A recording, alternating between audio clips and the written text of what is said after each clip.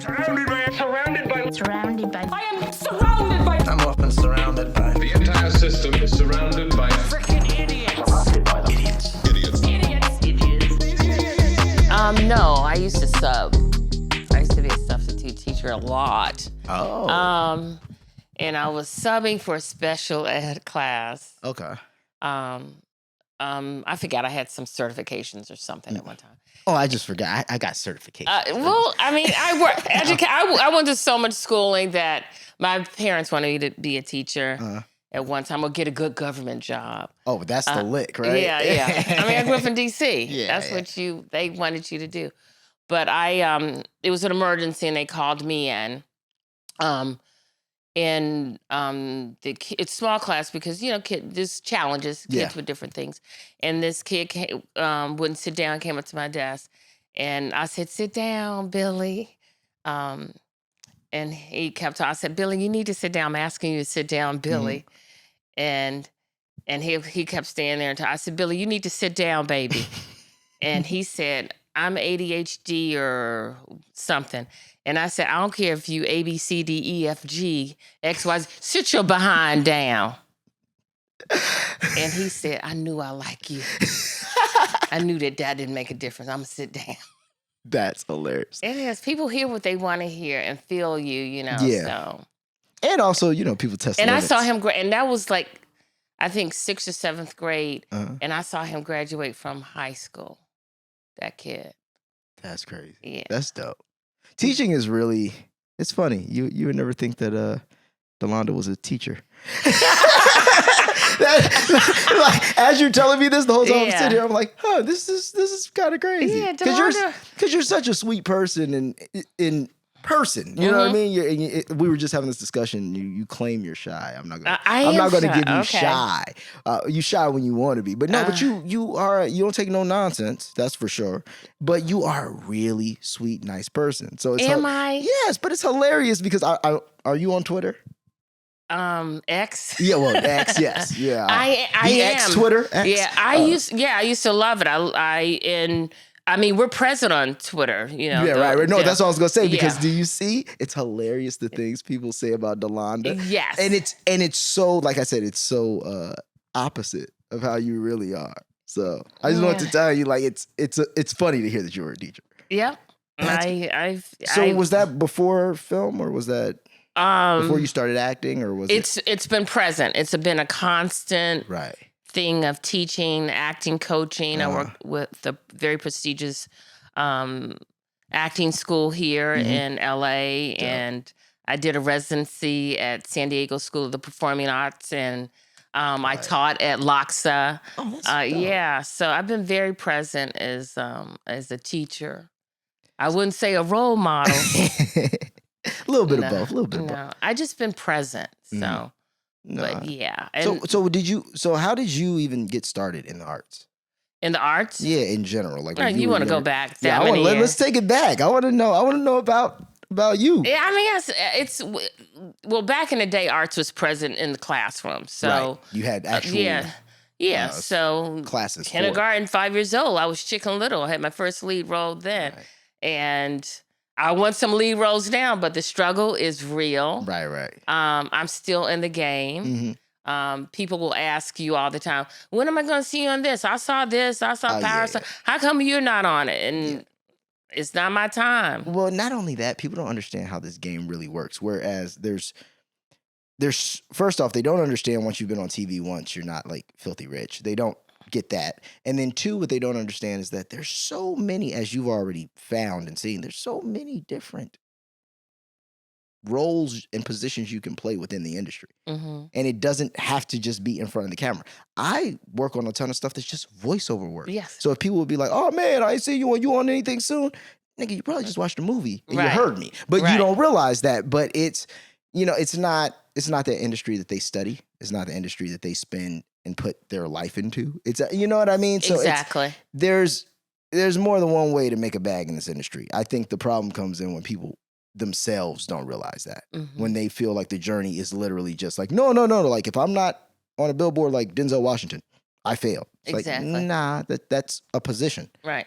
What about the guy who's the CEO who signs Denzel's checks. Right. That's another great guy to be now, wouldn't it? Yeah. Or woman, so that's how I look at it. But yeah, so you did Chicken Little. What kept you like going in that direction even for the arts? Like, I think, and like most artists say, it's the storytelling, it's the process, it's the collaboration. So whether it's a play, like you said, I do voiceovers, just did an animation project. That was great. I just, right before the strike, finished a film with Shadowbox Productions called In Flight. I hope it becomes a huge franchise. That was a lot of fun. Who'd you work with on that? Tiffany Smith and Cristo Fernandez from Ted Lasso. Oh, okay. Yeah. Dope. Yeah, so that's a good shot. I haven't dove into Ted Lasso yet. Have you watched it? Oh yeah, absolutely. Yeah, I got into what caught me on Apple was Severance. What a show. Yeah. That man, the first time I watched it, I was like, I don't know, because I only got to the first episode.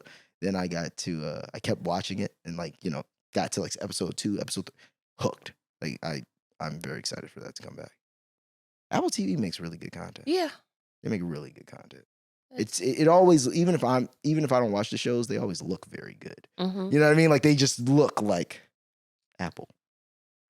I know. I have, and that's why we're striking. Yeah, because I have every is Apple, Hulu, Netflix, Prime, Peacock. I mean, can we keep going? Well, remember cable? Cable was great. And I still have all of that. I think I'm the only one with cable still. Well, it's funny because they tried to finesse us. They were like, "Oh, no, check this out. You're paying all this money for cable. What's this, $89, $90 a month, $100 a month? What you could do is just get one of these apps, and then and we were like, oh, okay, well, we'll start with Netflix. Got Netflix. That was only what, $7.99. Somehow it's $14 now. Then Hulu came.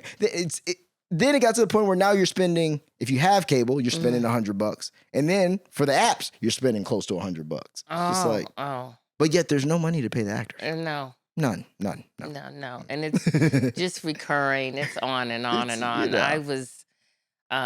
I was in Europe recently, as I told you. I went to Switzerland, Bavaria, Austria, France, Germany.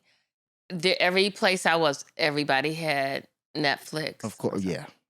It's insane. Yeah, and Amazon. And to think they used to send DVDs. That's the crazy. I've had Netflix since they sent DVDs. And it's like, now it's just all there. What do you think is going to be next? I just want the strike to end. Well, and I think there's going to be so much incredible content that's rolling out, and just get people back to work. Like you said, there's so many people behind the scenes. Yeah. Just from props to grips. Yeah. Just so many people are out of work right now. And people don't realize they can't work if we're not working. So it's just kind of like, Yeah. So you're from DC. DC proper, because I listen to Surrounded by It. I listened to the podcast. Oh, you listen to it? And who was saying they were from? Oh, Jermaine. Oh, yeah. He's from PG County. Well, not quite. He's from, what is it? Jermaine's mother and I went to school together. So where was that? In DC? We Wait, what? Yeah. Wait, hold on. We went to school together. We went to school in DC together. We went to junior high school together. Okay. Jermaine's mother and I. That's crazy. That's crazy, isn't it? No, it's, man. Just how many things, not only in the show, but just in the life around the show. Just even the fact that you were just showing me pictures of how we have mutual people that have nothing to do with the show at all, like John Jokes and they're so. It's just crazy how it's all so infused. But continue. So you guys went to junior high together. Yeah. So I grew up in DC proper. Okay. I know Jermaine says I'm from PG County. You from DC. Because Baltimore was what we didn't claim wasn't the DMV. Right. It was like a little bit out there. Just a little bit out there. It's a little bit out there. But the DMV, the Beltway, the inner circle of the Beltway at 495. Okay. Yeah. So, but grew up in DC, up from Howard, Georgia Avenue. And because I grew up in that community and did summer programs at Howard, I didn't want to go to Howard. And that was like a stupid thing. Right. And I ended up going to school in Atlanta to Clark. And then Oh, you went to Clark, Atlanta? I went to Clark. Okay. I almost went to Clark, Atlanta. It wasn't Clark, Atlanta when I went there. Oh, it was just Clark. Just Clark. But I ended up graduating from University of Maryland. Okay. College Park. That's College Park. That's fire. Yeah. And then did you do what did you graduate with? Or what, I thought you were about to ask me the year. No. I ain't about to ask you. We all know it was 92. Right. So but no, what was I gonna say? What did you go to school for? It was radio, television, and film then. Okay. Then they switched to communications but I have a bachelor's of arts in radio, television, and film. Okay, that's dope. And so at that time, you were still you were like gung ho. You wanted to be an actress, or was it? Absolutely. Okay. That never left me. Right. Yeah, never left me. And then I did the Shakespeare Conservatory in New York when Earl Gister was dean at Yale, and I did the British Academy of Dramatic Arts at Oxford at Balliol College, where Oscar Wilde went. Yeah. So did you think it was going to be? Were you more into theater, or were you more into television and film, or did you see one as a segue to the other? Like, what was your thought process? Live theater for me is just everything. That's why I'm so grateful that I got to go through the Groundlings program, through UCB's program. That live improv, any type of live theater is just, as we say, it's fire. Yeah. and it keeps. I always say this in the show, but like it keeps you sharp. Yeah. Because there is no just let's just do it again. I didn't like the way I said that. No. Like, you don't remember, you either got to go with it, and if they don't remember, you got to help them out. Yeah. And it's just that understanding and that improv. It's a muscle that most people don't realize. It's like comedic timing. Have you seen the black version at the Groundlings? The black version? That's what's called? The black version? It's called the black version. No, I haven't seen it. It's created by Jordan Black. Okay. And it's live improv, and they do like the black version of films.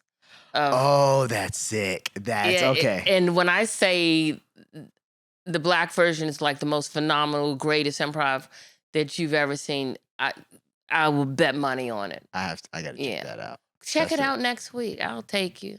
I'm down. Yeah, next Monday. Because I don't go to the Groundlings enough. The fact that it's so close, I just don't really go. Did you do a lot of improv coming up?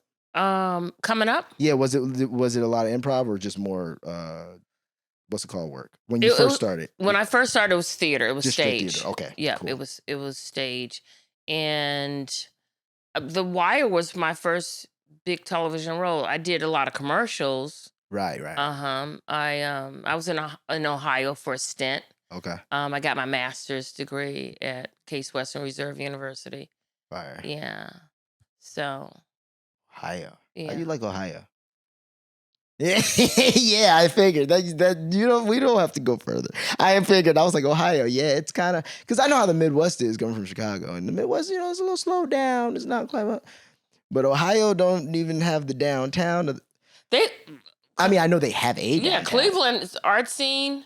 Okay, so the art scene is good. Oh, Cleveland is incredible. Like, I was there recently. I travel a lot. Yeah. I was there recently, and Tony Sias, who's the head of the oldest black theater in the country, or maybe the world, Caramel House.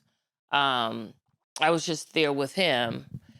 And yeah, and I don't know how many theaters they have, like a lot. And I was at Great Lakes Theater Festival when I got my equity card, my first union card. Nice. Yeah. I'm in I think doing Peter Pan. Oh, really? I was Crocodile. That's funny. Yeah. I got my equity card when I did Raisin in the Sun. Really? I did it at the Goodman. Yeah. Do you know the first thing you said to me? When I first met you, and I was like, so like with this role, I was trying to ask you about your character and what's going on. And you were like, I don't know, Miss Sandy. I just came from doing The Lion King. Do you remember? And I was like, what? Was that true? Yeah, because I did The Lion King. In theory, I really did. Because in Europe, or was it? No, I did here? in Chicago. I did it at the Cadillac Palace. Okay. And I did that at 12 going on 13. Yeah, I said something. You like, Miss Sandy, I don't know. I just came from, doing the Lion King. It's funny when people tell me the things I've said. But that's probably what I was thinking. That's the worst thing about being a kid who works, because you'll say stuff like that, not realizing how it sounds because you're a kid. It sounded beautiful because people underestimate the range of the people we were working with. That's very true. And that's very true. And I noticed that a lot even in you didn't always know who had done what. Yeah. And sometimes people would assume. Yes. And it's like, oh, no, this is a little deeper than you realize. Yeah. So, because even me and Jermaine talked about this, and that was how we had, like how we were all like favorite nations even during the show. And it was like, I almost didn't get on the show because my attorney was like, what? No. Like I had my own television show already, like in life. And I was only 14. So it's like what I get paid is very different than what you're trying to just put me with all these other people who don't have the same. It just doesn't make sense. Right. Yeah, they won that fight, obviously. Yeah. But still, it's, a lot of times, even, and you'll know this too, being a day player on things and, that sometimes. I didn't have an agent. I haven't anything.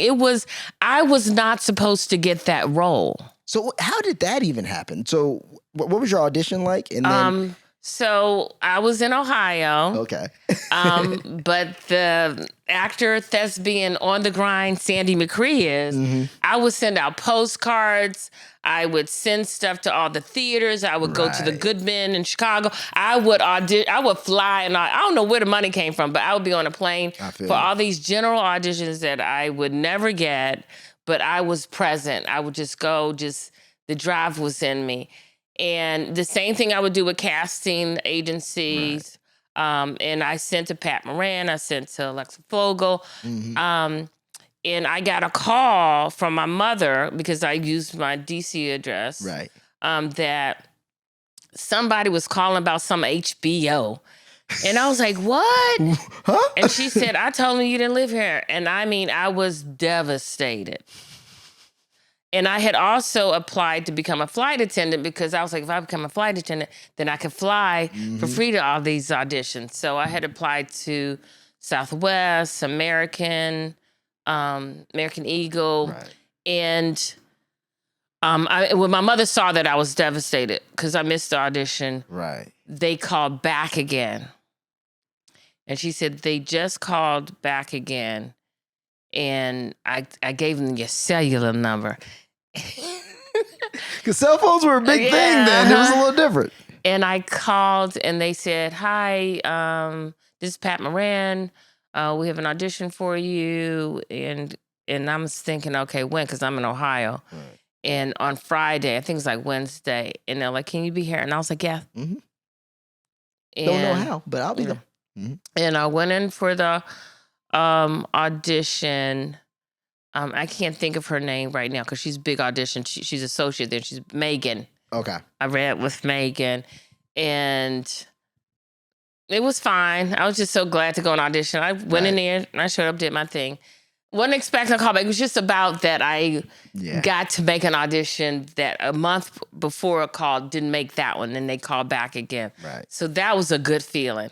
Walked out the door, left it there, walked out the door.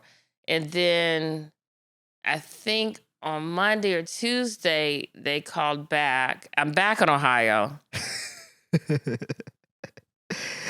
And I was in Cincinnati. I went to Cincinnati to shoot a commercial. And they called and they said, they want to see you again. They're bringing you back for a producer session, which I didn't know what they were talking about. And I was like, okay, all right, I can be there.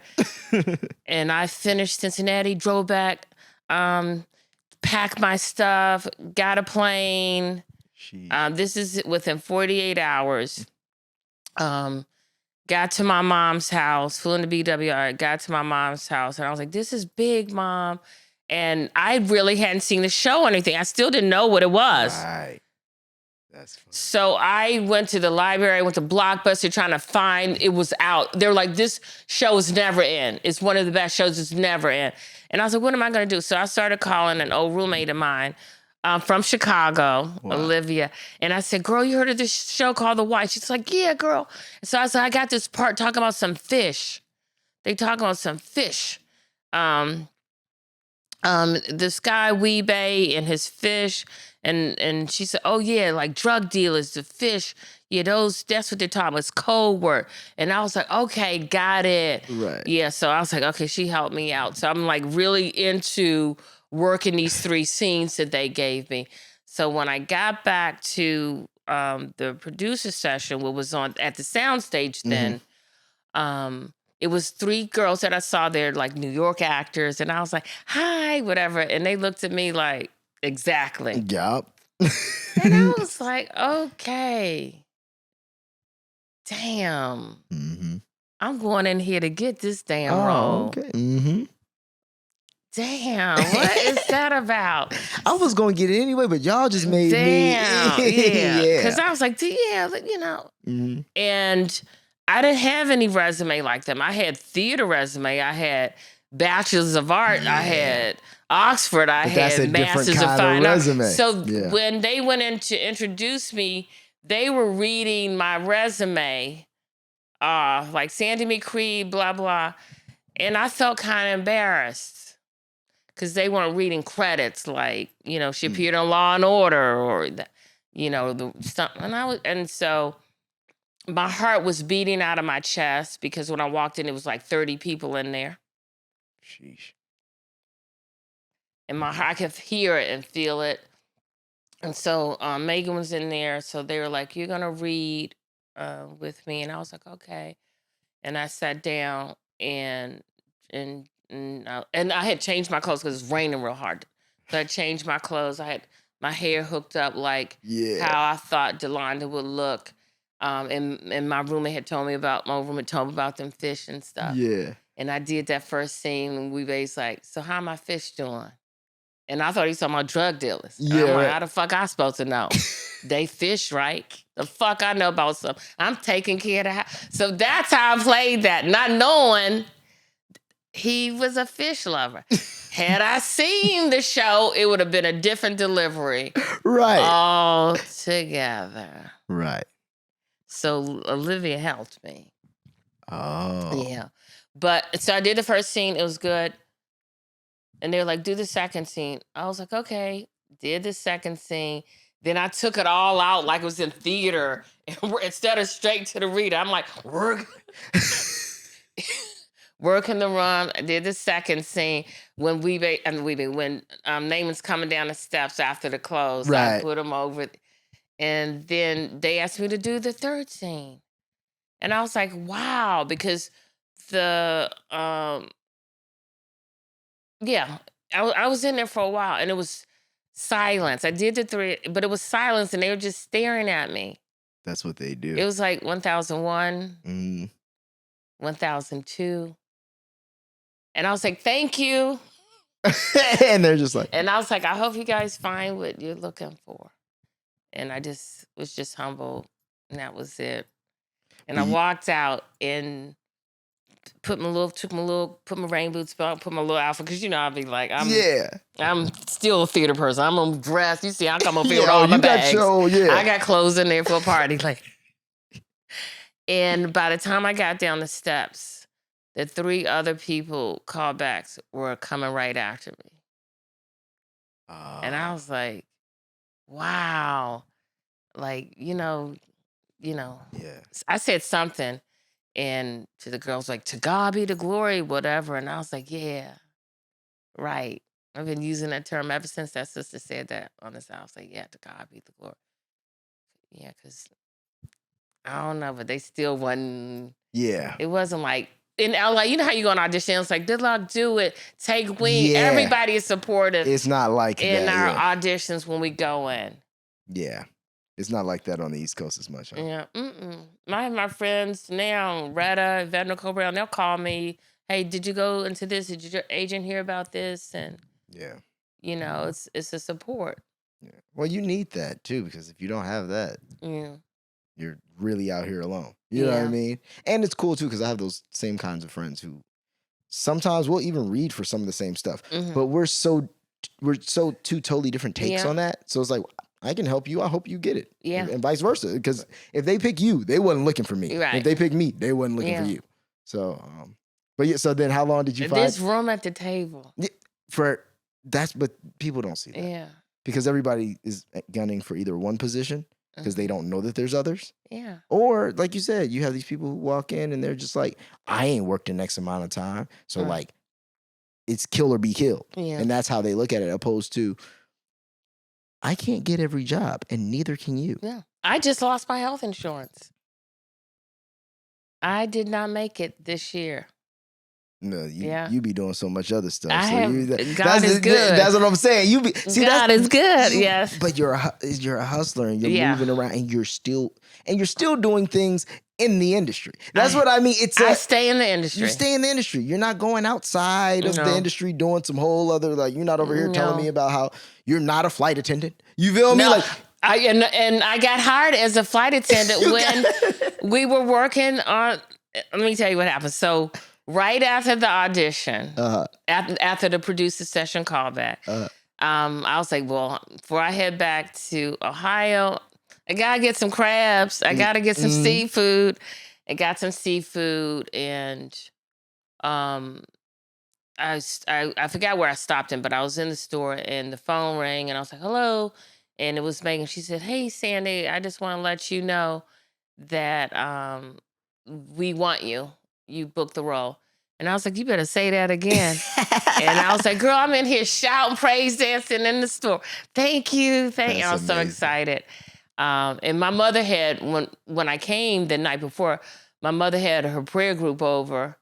Again, they did a prayer circle. I know they did. And they prayed. Like, Lord, just heal her, Lord. Father God, let her go in there today, Jesus. And not knowing the show, and then when the show came out, my mother had those same people watch the show. I don't know why they talking with like their this. sound down, baby, and they enjoyed it. With the sound down, for sure. Well, I they be talking too crazy on there for me, but I got it on. They got some good story without the sound. That's it was beautiful. Funny. That's amazing. Yeah, it was beautiful. Well, man, look, it's funny because the show wouldn't have. So when did we? Well, first I won't finish that thought. The show wouldn't have been what it was without you. So that's like for sure. Like even our storylines, even just it was just a gift. How it all came together, the way it was supposed to. 100%. Again, the casting directors, the producers, the writers. Look at our writers. Yeah, next level. To go back and look and listen, or even just how they connected the dots. Like I was explaining to somebody today, I'm like, man, the reason the show's so great, because obviously went back and watched it after everything, and it's like, the reason the show's so great is because it's just the nuance of, like, okay, yeah, you're gonna start season 4 with these kids, right? Completely different storyline, right? But you have all these connections to Weebet. You have all these connections to Avon. You have all these connections to Cheese. You have all these connections to, like, I had never put it together because people would always say, like, oh, Randy, like, he was, entrepreneur. He would have been like Prop Joe. And it's funny because if he's Cheese's son, then that means Prop Joe's his, because what was Prop Joe to Cheese? That makes him, either way, me and Prop Joe are somehow related. So just saying that, it's funny how they did such a great job of keeping storylines alive, but just completely through different people. It's crazy, and very few shows have been able to do that seamlessly. They try. They do try. Yeah. They try to copy the formula. It doesn't always quite. Yeah. Yeah, they try. Yeah. That you guys just on set, and Lito, I mean, he just was a bridge for me because I didn't get the whole thing. I just got my sides. And he would tell me what had happened, what's going on. And he would take his Game Boy out of his shirt, be playing. And it's like, this is a real serious scene. I'm about to kick your ass. And he would just be ready and just drop in. Pull out that sidekick. That's what it was. Yeah. Yeah, and I would come and visit you guys in your little classroom. A little school trailer. Yeah, little trailer. Mm-hmm. Yeah. That's so funny. I remember because the first scene we have together is when we're walking in the house, right? It is? Yeah, I think so. Because we're coming in the house and you just looking at all of us. And then you look at, man, the way you look at Dookie. And you look at it and you just close the door on him. Man, what a scene. But I think that's the first scene we interact because other than that, was sad, that little part, because I think me and his mom had talked. Yeah. And it's just like right when they said action, it's like, oh yeah, you get into it. Yeah. Mm-hmm. No, but I mean, he knew what you were doing. It's funny to see though, once again, how even like the acting, like you switch, because like you would never, you know what I mean? Like such a sweet person, but you and we didn't do a lot because I was slamming that door hard. Bam! And that was somebody's house. I met her. That was the craziest thing. I tell this story all the time. That's the craziest thing about being on that set. That was the first time I had ever, well, obviously been in these neighborhoods in Baltimore. Mm-hmm. So I was shocked. Like we would go into certain places and it was like, oh, okay, like that one house isn't actually, no one lives there right next to all these boarded up houses. Mm-hmm. And realizing like, oh no, like this is like people live here. And this is how it happens day by day. Nothing really changes. Like that was because even coming from Chicago, how it's not the safest or the nicest place in the world, but still being such a major city, it's just certain things that you still take for granted to an extent. You know what I mean? Whereas being out there, you're like, oh no, this is like real and to an extent forgotten. Because it's not. Like, think of how Chicago would be if it wasn't one of the third largest cities in the world. You know what I mean? Like, if it wasn't that, they would let it dwindle a whole lot more. I taught a kid, this in Ohio, again.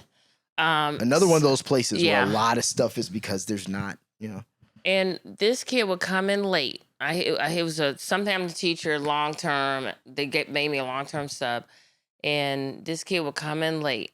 Mm-hmm. And for us, I want us to represent. I want us to be on time. I was just trying to instill in us the importance, these values. Yeah, we got to show. We got to be up on time. We have to be better than you. Can't be late. Yeah. And this kid would come in late, and I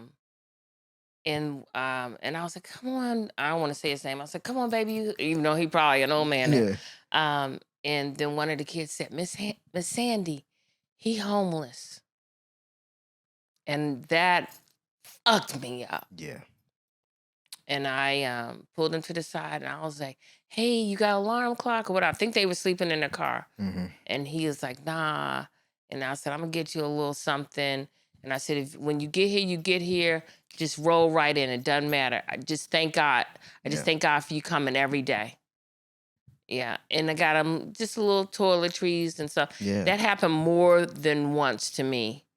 I did a summer program called the Jesse Owens program back in Cleveland. Kid will come in out. When I say dirtier than like they had, what's the little character on this thing with the dirt trail following them and just.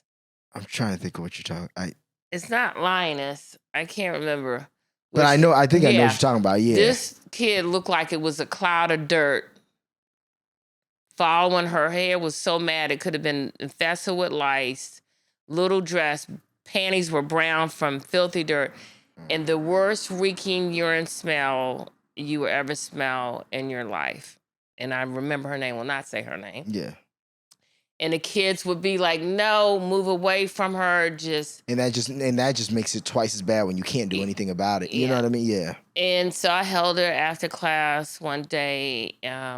And I said, you gotta ask your mom to come up so I could talk about this, about what's going on. Cause I don't want her bullied or anything. Cause I was throwing up. Yeah. It was just hard. But I had to ask mom if I could give her some. Cause you could just be giving kids stuff. No, facts. Yeah. Underwear and stuff. I wanted to give her some clothes and underwear. Yeah. And so I said, ask your mom to come up here after school. And she said, okay. Her mom came up. Her mom had like 3 little kids holding them. Another little kid and pregnant with another kid. And they were all like that. Yeah. And I said, Miss B, would you mind if I give you guys some stuff? I said, I got so much people give me stuff. Yeah. I want to pay it for it. And she says, no, I don't mind. And I was like, and I said, this is my little baby. I don't know if I, do this and give her. And she says, no problem. And she said, I appreciate it. Thanks. And she's just gone. And so I told her, I said, wash your little stuff out. And I said, do you have a radiator? And she said, yeah. I said, I used to wash my favorite socks out, and I put my socks on that radiator, be dry in the morning. Mm-hmm. And I said, wash your little stuff out. And then I had a private talk with those other kids. Right. Who? Hey, we're not all we're not all given the families that, we are born into families because that's the family we're given. We're not all gifted with the mom and dad who can provide for us, or mom who can provide for us, or grandmother. Our situations are totally different. And we are not in here to judge anyone, because at any time, something can flip the script on all of us. And we're going to embrace this, because this little classroom is Sandy's classroom. It's a little family, and we're going to embrace it. Whatever we have, we're going to bring in, this is our girl. We're going to all be together. Right. And so the kids took that responsibility. And that kid, when I said that kid was gorgeous girl, cute, shining. She just didn't have the means that she lived in. They just didn't provide for her. All right. But there was another source outside that God provided for her. Mm-hmm. And those kids love doing it. Yeah. We love just paying it forward and helping. Not sitting there, judge, being paralyzed and helpless and looking. God damn it, do something. 100%. I mean, it's just crazy too, because being in the education system is like you were able to see that kind of stuff firsthand. Yeah. And it's just crazy because a lot of people, for example, that's why so many people like shows like The Wire, because you know how many people just don't see that or don't know that happens? Like, it's like, no, we live in America. Yeah. Ain't nobody. That's how a lot of people look at that stuff. That's how Dookie's character reminded me. Every time it would just remind me of that little girl. Mm-hmm. And even just like, I remember even the scenes, like as I got older, seeing like some of the scenes with Dookie and seeing like, oh, that's why President Belusky would give him the stuff at the school, because people were stealing his clothes at home. Right. People were like, you start to catch those nuances growing up, and you're like, damn, what are you supposed to do at 12? And this is your reality. Yeah, and she was 8. What am I supposed to do? Yeah. And then you know, that responsibility for sure should be on the parents, but it's just still the fact of, it should be, but if they're not gonna deal with it, there's still a reality that needs to be dealt with. Yeah, and and that parent didn't know how. That young mom, I don't know what her illness was, or whatever. I don't know. Yeah. Just like the character, my character Delonda, I based that character on another program that I was working in at the Rap Arts Center in Cleveland with the guy who's now Tony Sias, who's the head of Caramel House Theater. Okay. I had an after-school girls program called YAW, Young African American Women's Program. And some kids had to come there because of court stuff. Right. And I had this little girl come in there. I told this story a lot. She had a bitch ring in her nose. It said bitch. And back then I was like, I don't want you wearing that in my group. Yeah. And she said, it's 14 karat gold. My mama said, don't take it out. And I said, I don't want you wearing that bitch nose ring in my group. This group is, we're trying to make positive choices and do things. We're trying to make positive changes in general. Yeah. And she said, I got to call my mother because my mother told me not to take it out. And I said, okay, call your mother. So her mother came up there like, what? Like, what, bitch? What? And I said, hi, your daughter has to come to this program, and I just for her not to wear that ring in her nose, that bitch ring in her nose. Mm-hmm. Well, that's why I got it for her, because she ain't nothing but a bitch. She ain't nothing but a little bitch. And I said, okay. And I was like, can she just wear it with you? Take it out. Just take it out. And I was like, thank you. Anything else? And I said, we trying to learn how to make positive choices in here. And, just like even with Healthy Touch and, because it's like about pregnancy and all that. Rapes and so I was like, just like we got to hug our daughter. I ain't hugging her. I ain't no lesbian. That's what the mother said. That's who I based Delonda on. Wow. This hard ass bitch. I'm sorry. No, because it's. It makes me angry. That's who Delonda was based on. She was so fucking hard till she was fucking stupid. Yeah. And deplorable and just a disgrace. However, on the flip side of that, I don't know how she was raised. And that's literally what I was gonna say. It's like, where's this? Uh-huh. You're like, damn, Your daughter needs to be in this program. Yeah. But damn, your daughter needs to be in this program because of you. So where's the program for you? Yeah. Because and then even the fact of, and I thought about. And that girl, after she took it out, who was all heart, all this motherfucking shit. When I say just blossom, beautiful, smart, a writer, articulate, could shine, hiding behind all this, like. You know how many people I know who are articulate people, very intelligent, articulate people, but they talk ignorantly to be cool. Spell shit wrong to be cool. And it's like, that's not though. Like sure, we can say maybe for a very short phase and when you're in your, a teenager and all that, because all the other kids are doing it. But half the kids who are spelling shit wrong or speaking that way, it's because that's literally what they know. Yeah. And it's the fact that learn all the language. Learn the street language. Learn like I said, we can eat at the McDonald's, eat at the White House, eat at Mastro's. Learn it all. Why would you constrain yourself in any way? Right. That's such a... So that mom, I think that little girl got out. I don't know. But just think of what's going on. If that's the interaction she'll have with you, the teacher who that called her I can't touch my daughter, I can't hug her. What's going on at the house? Right. That's whoa. Like, oh, so what do you think if you talk about her like that to me, what do you think a personal conversation is? Yeah. None. No, that's Yeah. None. Wow.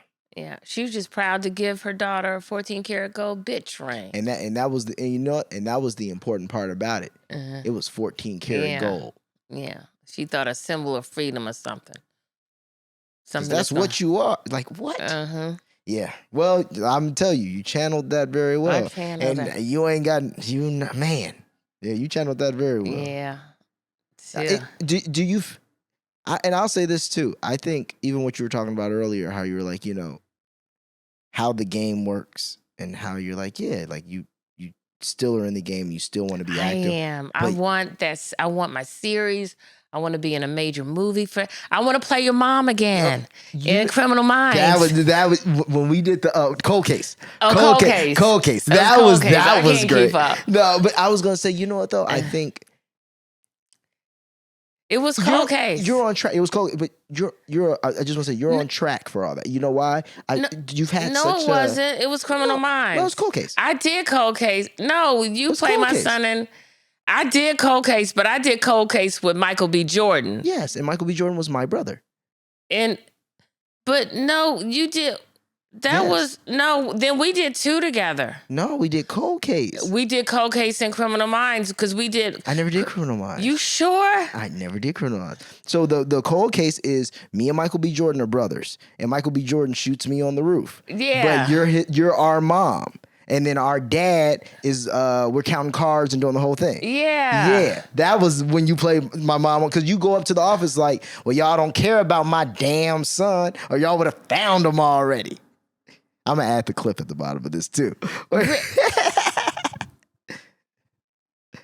Yeah. I remember being up on the roof. Yeah, and you're watching us, and I'm hanging from the thing, counting cards, and then he's doing the. I thought we did where you witnessed a murder and I dragged you in. No, that's somebody else. No. Listen, I would know if Criminal Minds was on my rap sheet. No, it's not. I got Cold Case though. With you, me, and Mike B. But I ain't got Criminal Minds. I've done my one-offs. I've done Cold Case New York. I've done not Cold Case, CSI New York. You sure about this? Mm-hmm. I don't think you can keep up with all your credits. Trust me, I ain't done a Criminal Minds. It's probably somebody who let me see. No. Let me see. I can't. And I dragged you over there, and it says you guys are playing on this empty lot. Yeah, that ain't me. That is. Let me see. Yes, it is. You were playing on an empty lot, and he said, yes, and he said, and he witnessed a murder, and you were like, a murder. Well, I want my residuals then. A murder. You don't remember this that? Ain't me. That wasn't you. Because that was.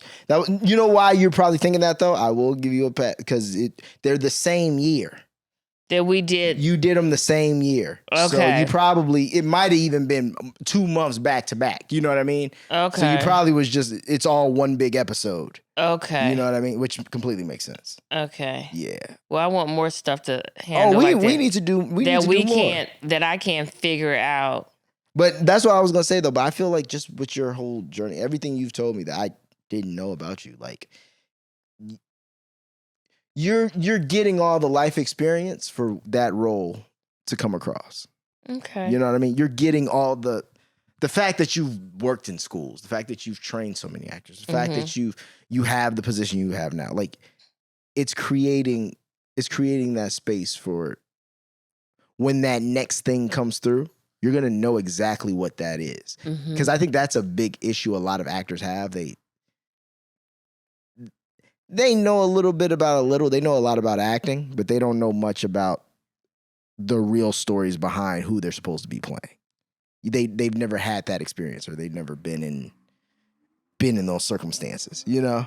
But the fact that you have, you know exactly what each of those characters is. You've seen, because that's even how I act. I just channel people I've seen. I go, oh, you're kind of like this guy and this guy.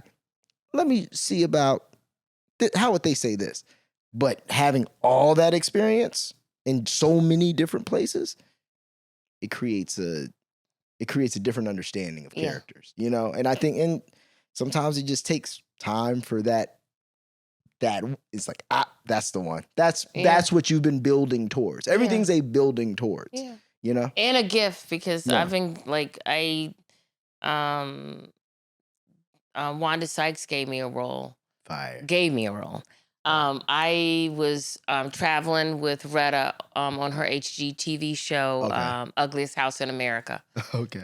So we were going all over the country. I think she's in the 4th season or going to 5th season, but we were in, I think, oh gosh, what is wrong with my mind?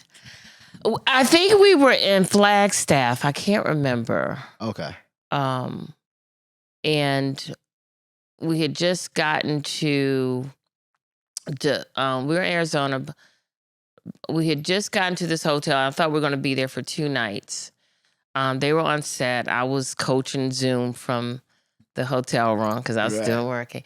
And Wanda calls, hey, Sandy, where are you? And I was like, I'm, on the road. And she's like, damn. And I was like, what? And she says, I need you for something. I was like, shoot, I'm out of town. And she said, I was like, I'm on with Retta. And then I called her back and I said, when is it? And she said, it's actually by Zoom. It's tomorrow. And I was like, oh, I could do that. Yeah. And I said, what time? She told me what time. I was like, okay, cool. So then I called Retta and I said, hey, I'm going to do the Zoom for Wanda. And she said, when is it? And she said, I think we're leaving and we'll be traveling. And I was like, what? And she said, yeah, we're going to be leaving. I was like, shoot. And I was like, to where? She said, we're going to Phoenix. My mind is just blanking. Was it close? It was 2 hours, 2 or 3 hours. Right. So I said, okay, well, I'm going to go ahead and I'm going to rent a car and I'll meet you guys at the next hotel. Right. So I'm going to check out in the morning because they'll be on set and then they're going to leave set and go straight to the next location. I couldn't get a rent-a-car. I couldn't get a plane. I couldn't get a train. So I was like, oh my God, I'm stuck here. There were no rent-a-cars. I'm stuck. So I was like, dang, I got to call Wanda back. Right. And tell her I can't do it. So I went down to the hotel bar. I was like, let me go down to the bar. get some medicine so I can call her back to tell her I can't even do a damn Zoom. And I was sitting at the bar, and this guy was like, "Hey, where are you from?" or whatever, "you here for business?" And I was like, "Yeah, sort of." And he said, "You look familiar. I seen you on something." And he said, "We on the wire?" And I was like, "Yeah." And he said, "You're," and the lady next to him said, "She's on what?" And he said, "The Wire. You haven't seen The Wire? You need to see it." So that discussion. I know that discussion. Then the bartender said, "The Wire. She's on The Wire." And he said, "What do you have next?" And I said, "I would be doing this thing for Wanda Sykes tomorrow if I could get to Phoenix." And he says, "I'm going to Phoenix." And he said, I'm leaving in the morning. You can ride with me. And I said, "And you can also kill me." I know you're like, this is too good to be true. And he says, I'm here on business. My name is Neil. This is I work with this company, blah, blah, blah. And then the lady said, "You give me your number and then I'll check on you tomorrow." And the bartender said, and his name's Anthony, "You give me your number." Yeah. So we all had this connection. And that's cool. Checked out the hotel the morning. He went to his meeting, came by, got my luggage, but I called Retta the night. She said, "Did you get a car?" And I was like, "Yeah." And then the director said, "You got a car, Sandy? You good?" And I said, "Yeah, I got a car. I'm gonna meet you guys there." Because there's no way in hell I could say I met somebody at the bar and I'm gonna hitchhike. I'm hitchhiking. Well, it was at the bar, so I wasn't doing this, but it was a hitchhike. And he took me, dropped me off. We're still friends to this day. That's dope. Yep. And got on that Zoom just in time. I was like, and Wanda was like, "Hey, Sandy, yay." And I was like, "I just hitchhiked here." And she's like, "God damn."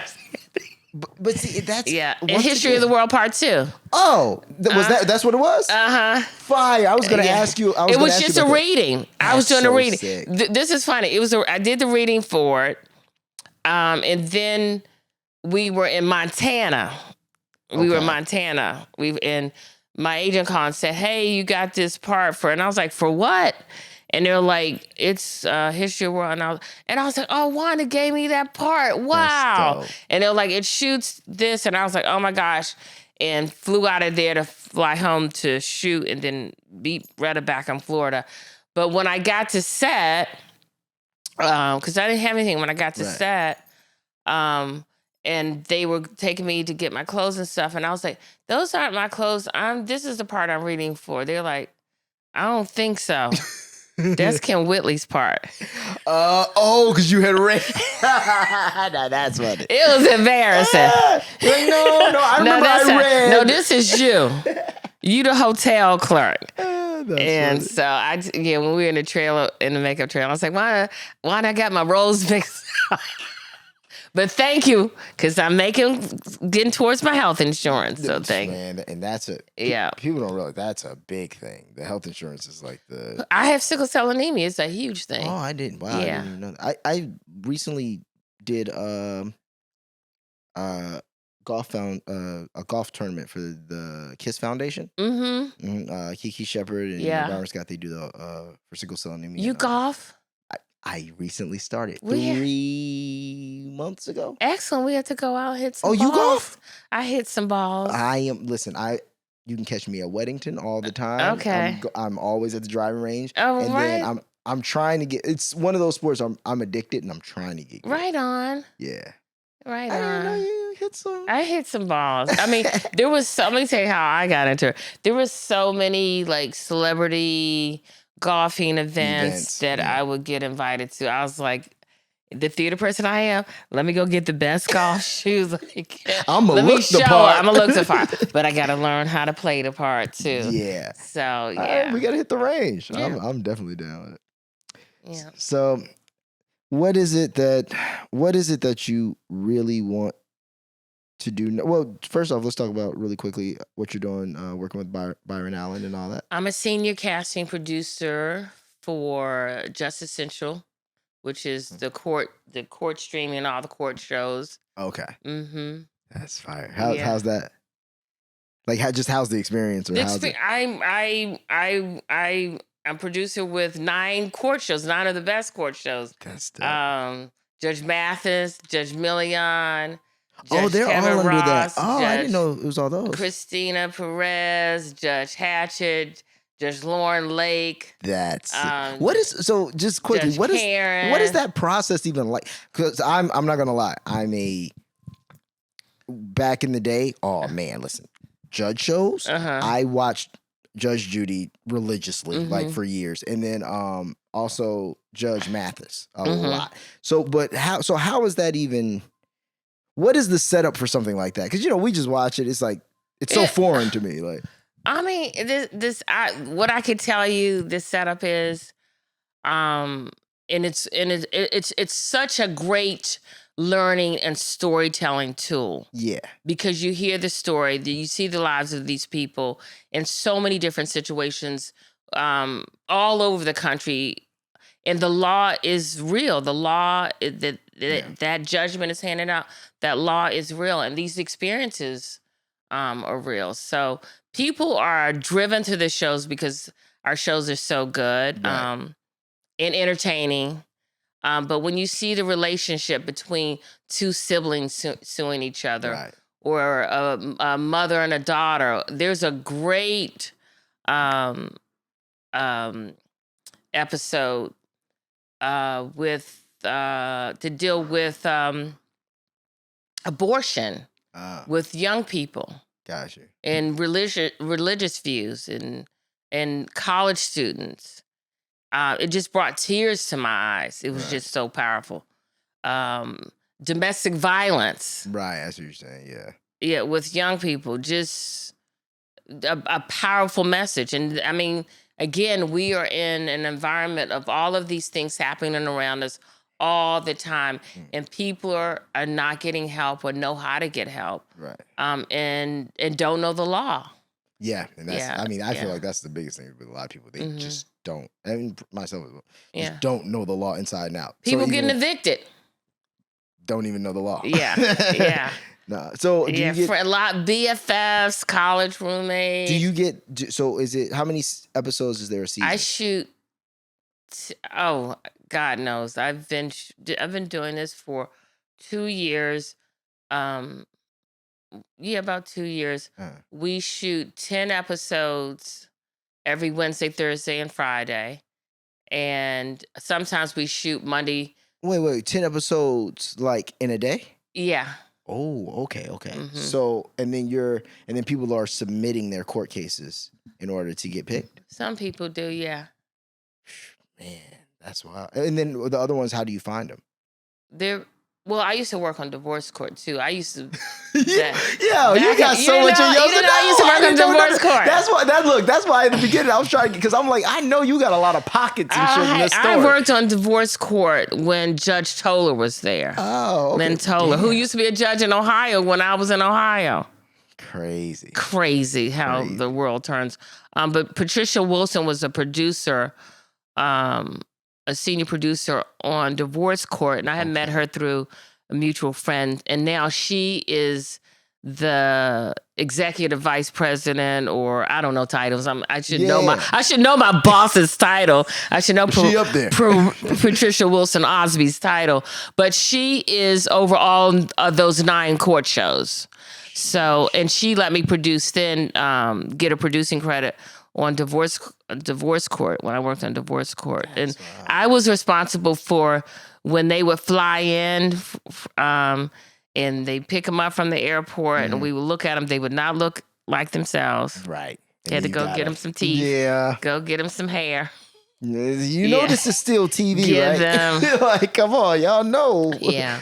That's crazy. Yeah. Man, 10 episodes. So 10, sometimes more, sometimes 11, sometimes 12. We shot 12 yesterday. 12 hours. But in 10 hours or 12, how many hours? 8?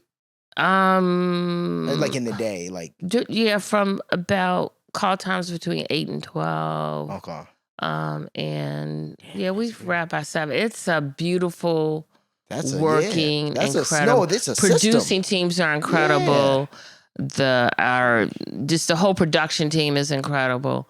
But our court Justice Central, if you haven't seen it, I've heard of it. I haven't seen it. They're so powerful. And every judge, they have their own style. Judge Maybelline, Again, everybody know Mathis, Million, Judge Karen, Judge Lauren Lake, just everybody, and Judge Ebony K. Williams. I got it. Judge Ebony K. I haven't heard of her. She's a Creole. She's really. You know who Ebony K is? No, I haven't seen her yet. You've heard of her. I know. She was a Real Housewife too. You need to look her up. See, I know. Beautiful, newest. Her shows is one of our newest court shows too, along with Judge Mathis and Judge Million. But fire. That's dope. Yeah, all of them. I respect all of them. All of them are different, and all of their just who they are. Like we said, there's room at the table for everyone. And they're I know, like, if in order to do that, like, they all have their own personality. Yeah. Like, it's really distinct. Like, one size doesn't fit all. Like, you can't watch Judge Judy and then just be like, we don't need anything else. Because, like, she has her thing. Yeah. But then you have, like, a Mathis who has a whole nother thing. Yeah. And then Judge Joe Brown, back when he was doing it, was a whole nother thing. Yeah. Like, it's cool to see.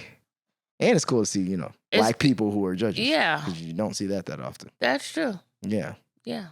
It's so, like, every storyline, based is reenactments and based on just, it's so powerful that it's such a good teaching method, because sometimes I do get overwhelmed with some reality. I don't watch a lot of the shows where they're fighting and putting each other down, and no, I don't. Because I don't learn anything from it. That was one thing. Like, that was why I will watch judge shows, or that's why, like, when I do watch reality TV, I either watch old reality TV, like stuff that's like been gone, like Cops. Like, because I don't have to think about it. I don't have to. I can have it on mute. It's just stuff going on. You can be like, oh damn, look at that. That's about it.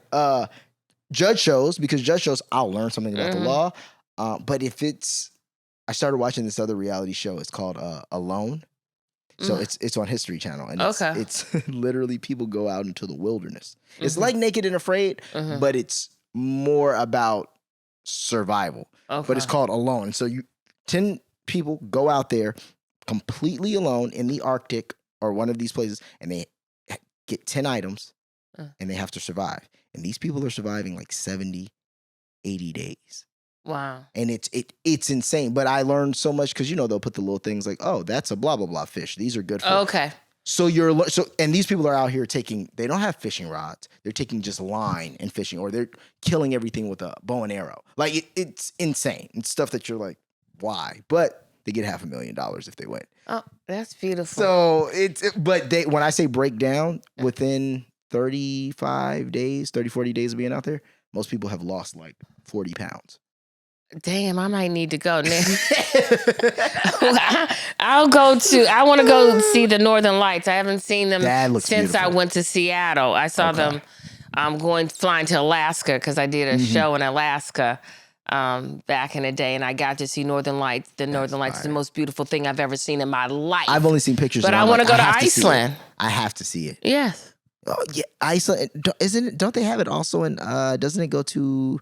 Or am I thinking of something different? It's because Northern Lights are the green, blue. It's just a magical. Yeah, that's right. Yeah, because there's I knew somebody who was from I think like Finland. You can see it as well, right?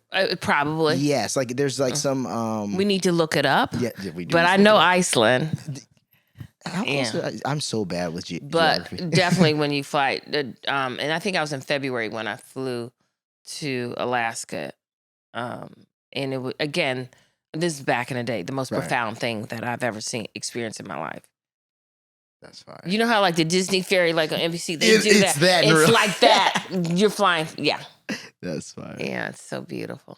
So what's set your intention? What's next? What do you want to do next? What are you excited about? What's that film I just told you about, In Flight? I'm hoping that whatever happens after the strike. Whether they sell it's so good. And who do you play? I play this girl named Erica. Okay. I play a flight attendant. I played a flight attendant in Leverage. I played a flight attendant several times. Now, do you see what I was saying now? Yeah. Do you see what I was saying? And I was going to be a flight attendant. That's what I'm getting at. Like, don't worry. It's all, just keep on getting these experiences, putting them in your pocket, because like, It seems I feel like I'm one of those people too. It seems like the things you want come back around. And I'm one of those people for sure. I've just noticed when I want something, I have my intention there. The experience I take along the way just get me there quicker.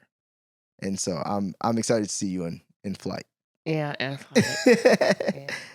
Miss Flight Attendant. Yeah. Oh, it's a little more than that. Uh-oh. It's a thriller, baby. It's like not what you expect at all. I'm excited. It's so good. Yeah, it is. Yeah, it is so good. And in my voiceovers, like you do a lot of voiceover work, that I want to continue to do that. Yeah. And just, I don't know, just continue to travel. Yeah. Where haven't you been that you want to go? I need to go to Asia. I've never been to Asia. I need to go to Africa. I've never been to Africa. That's the one I'm trying to go to Africa within the next few years. I'm going to Portugal, I think, at the end. I don't think I have my ticket. But you said, but I'm going. Yeah, I'm going. But you going. New Year's Eve. I was like, I need to do something. I mean, I'm a single woman. You was like, I'm traveling. Yeah, I got to go play a lover somewhere. That theater, you like, I'm going to dress the part. I've got to go do the thing. Oh, that's funny. So I'm going to go to Portugal. I've never been to Portugal. I would like to go to New Zealand. Oh, yeah. You been to Australia? I haven't been to Australia. So now why New Zealand before Australia? Because of the way they treat us. It's better in New Zealand? It depends on where you go. So every place is a little bit because different. I know you know about the Aboriginals and that whole thing. And Yeah. But I didn't know if it was different. That's what I'm saying. And I mean it's mess across. Yeah. Yeah, but it hasn't been high on the list. So I got you. Yeah. I was surprised that I was gonna love Zurich and Switzerland so much. They just embraced me like no tomorrow. Really? Yeah. That's dope to hear. Yeah. I've never been over there. I've never been there. I haven't done Sweden. I haven't done that whole region. Yeah, I'd like to. I have been to China and I've been to Belgium. Have you been to Thailand? I want to go to Thailand. No, that's another place on my heard list. like New Year's Eve is off the chain. Thailand's supposed to be crazy, and it's supposed to be so cheap. Yeah, that's It's just getting there because that was on the list. I go where my friends are, so that's the other thing. I go because I always travel alone. Okay, so I go where my friends are. Got a little travel group. No, where they live there. Oh, yeah. So every place I go, I have friends that live in these places. They're not American. Well, yeah, they're still American. They just live in different countries. That's dope. That's dope, isn't it? Yeah. Yeah. That's how you're supposed to travel. Mm-hmm. Yeah. So, but yes, I want to do that, and again, play your mom. Well, that's of course going to happen again. I mean, we got third time is the charm. Yeah.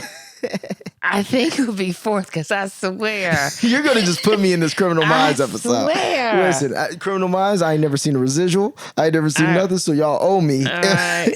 You know what? They might have just used AI and just CGI. Is that not scary? Yeah, that's pretty crazy. I mean, we've been fighting for representation, to be present, to be included. Yeah. And now this AI bullshit. Yeah, Are you kidding me right now? They're trying to figure out a way to cut all costs. They are. But I do think to an extent it can't possibly, as of right now, work the way that they would want it to. So I don't think they're going to have to come to the table. But I will say this. I don't know how promising the next 30 years are. But I think for our run of the game, I think we'll be good.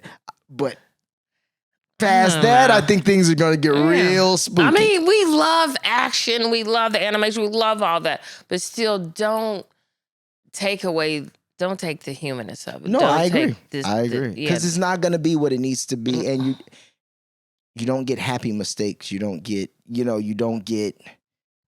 the chemistry of people working together, because there's something special to that when it works right. It's and the computer can't generate that. Same with music. It's like it can do certain things. Like I said, I'm just worried about 50 years.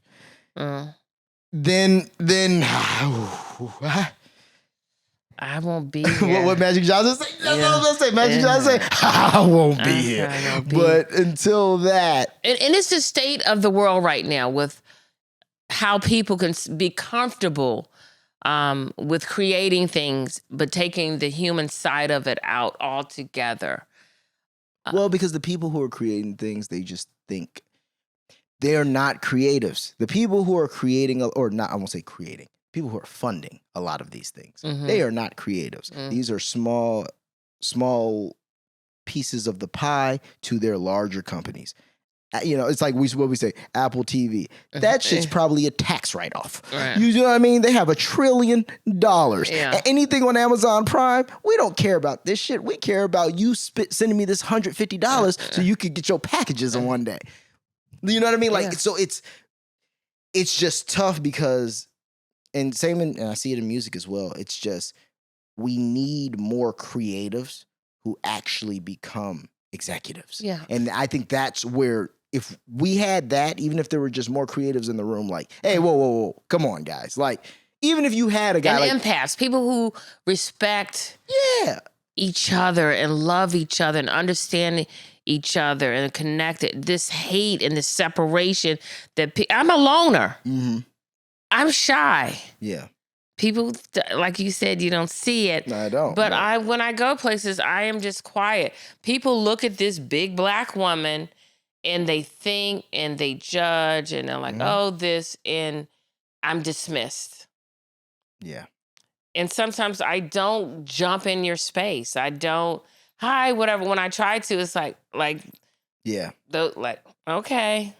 Mm-hmm. It's like too much. Like, I mean, I get it on the other end. Because a lot of times people don't, you know, I'm 32 now, so like I'm older, but it's like people don't look at. Please do not say that. But like people don't look, you know, people will look at me in certain environments and they're just like, oh, who's this kid? Right. Especially not, you know, usually it's better with other minorities, but you know, on the other side of the fence, it's like, oh yeah, who's this kid? So it's even the fact of like, kid, first off, like, no, that's not, yeah, sure, I might look young, but like, you might need to chill with how you're, and also how I have to be aware, because I know that's a thing, how I even have to be aware to how I present myself. Like you were just saying, how I present myself. Yeah. So, because if you're going to throw me in this box anyway, and I'm aware of that, I can either, one, play into it, or two, I can be cognizant of it and make adjustments on my own end. You know what I mean? So it's a very different world, you know, when you're in different environments. I smile all the time. Same. And I try to get energy all the time because, again, my mother raised me. You never know what a person is going through. Mm-hmm. Hell and high water. Right. But I don't want to be a victim. I don't want to we all bringing each other down. Yeah, exactly. We can lift each other up. We can make shit happen. And you know what? And that's where I wanted. We could lift each other up and we could make shit happen. Yeah. Miss McCree, you are making shit happen. I am extremely proud of you. Thank you again for it's all love. Coming and chopping it. Oh, and I wanted to before.